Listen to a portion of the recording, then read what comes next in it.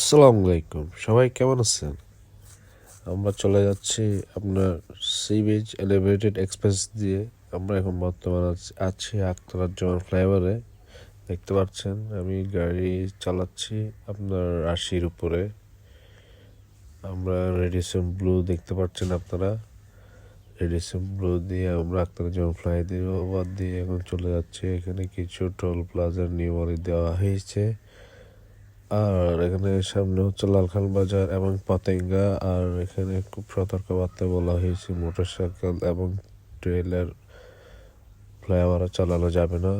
আপনারা এটা নিয়ে সতর্ক থাকবেন, কারণ এখানে বেশ কিছুদিন আগে দুইজন মোটরসাইকেল আরোহী নিহত হয়েছে। তো খুব সতর্কের সাথে এখানে গাড়ি চালাবেন। আমিও সতর্কের সাথে গাড়ি চালানোর চেষ্টা করতেছি, আপনারা দেখতে পাচ্ছেন। আপনার এলিভেটেড এক্সপ্রেসে সতর্কের সাথে গাড়ি না চালালে খুব বিপদ হতে পারে, কারণ এটা একটা হাইওয়ে রোড। সো এখানে চেষ্টা করবেন সতর্কের সাথে গাড়ি চালানোর জন্য। দেখতেছেন আমি গাড়ি চালাচ্ছি, আর আমার সামনে অনেক গাড়ি আছে। আস্তে আস্তে করে আমি যাচ্ছি। আর এলিভেটেড এক্সপ্রেস হওয়ার কারণে আমরা খুব সহজে এয়ারপোর্টে চলে যেতে পারি। খুব সহজ হয়ে গেছে আমাদের যাতায়াত পথটা। আমরা বন্দরের দিকে যাচ্ছি, দেখতেছেন আপনারা। খুব সহজেই আমরা গাড়ি চালিয়ে চলে যাচ্ছি। এখানে লেখা আছে 40 বা 60 গাড়ি চালাবেন। এগুলো খুব সুন্দর নিয়মাবলী দেওয়া হয়েছে।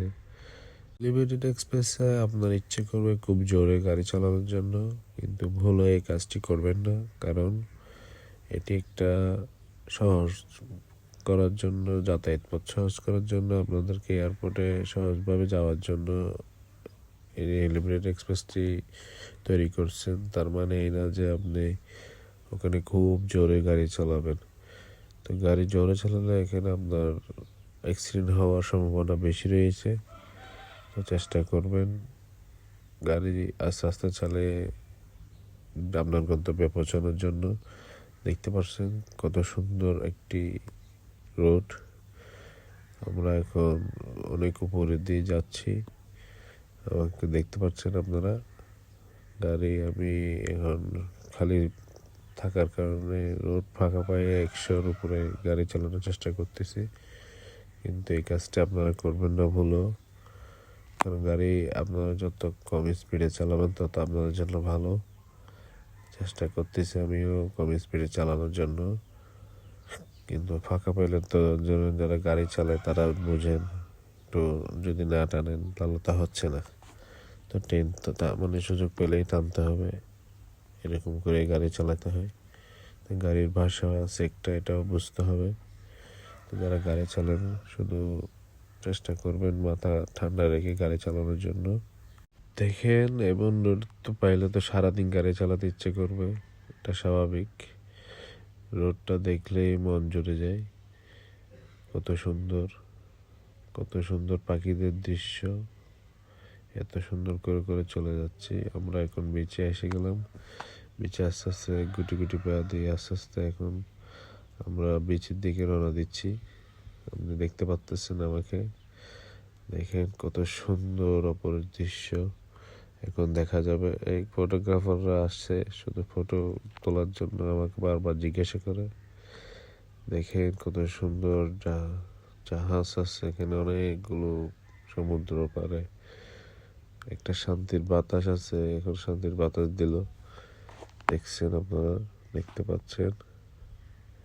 এখন আমাকে দেখা যাচ্ছে, আমি আস্তে আস্তে যাচ্ছি আপনাদেরকে নিয়ে।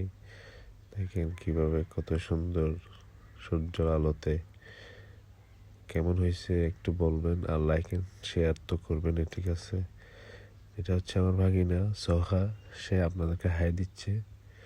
আর আমি আস্তে আস্তে তাকে নিয়ে বাতাসের সাথে মন জুড়ে ঘুরে ঘুরে বেড়াচ্ছি।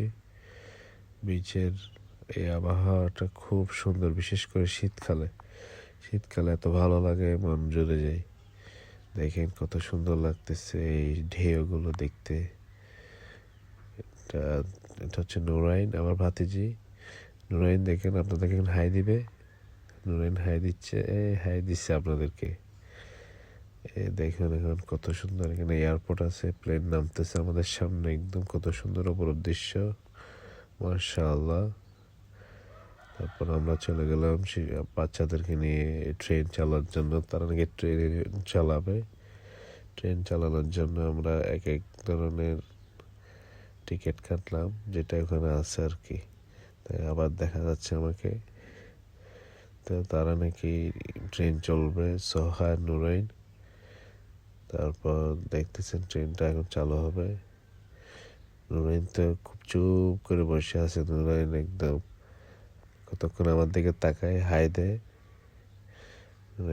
মানে এদের বাচ্চাদের জন্য ট্রেনটা আসলেই সুন্দর একটি। আমরা চলে আসলাম, দেখেন খাবার পর্বে আমরা চিকেন পরোটা নিলাম, চিকেন পরোটার সাথে পেঁয়াজু নেওয়ার পর আমরা খাইলাম। খাওয়ার পর দেখেন কত সুন্দর এখানে আপনার চিকেনগুলো রেডি করতেছে বারবিকিউ করে। তারপর আমরা আস্তে আস্তে রওনা দিলাম, আমরা আবার এলিভেটেড এক্সপ্রেসে উঠে গেলাম। দেখেন আস্তে আস্তে চলে যাচ্ছি, কত সুন্দর রোড, রাতের এলিভেটেড এক্সপ্রেস। এই সুন্দর জায়গায় আপনার সুন্দর করে দেবে। তো কখনো মানে মন থেকে যদি চেষ্টা করে যে জোরে চালাবেন না, কারণ এখানে খুব আঁকা বাঁকা রোড আছে ফ্লাইওভারে, যেটা আসলে সহজভাবে বলতে গেলে থাকা উচিত না। তাও এখন এরা রেডি করছে এভাবে, তার মানে না যে এখানে রেডি কেন করলো আমিও জোরে চালাবো, এটা এভাবে কখনো হবে না। রেস করবেন না এই জায়গায়, এটি কোনো রেস করার মতো জায়গা না। এটা শুধু আমাদের যাতায়াত পথ সহজ করার জন্যই তৈরি করা হয়েছে। আমরা লালখান বাজার চলে আসছি।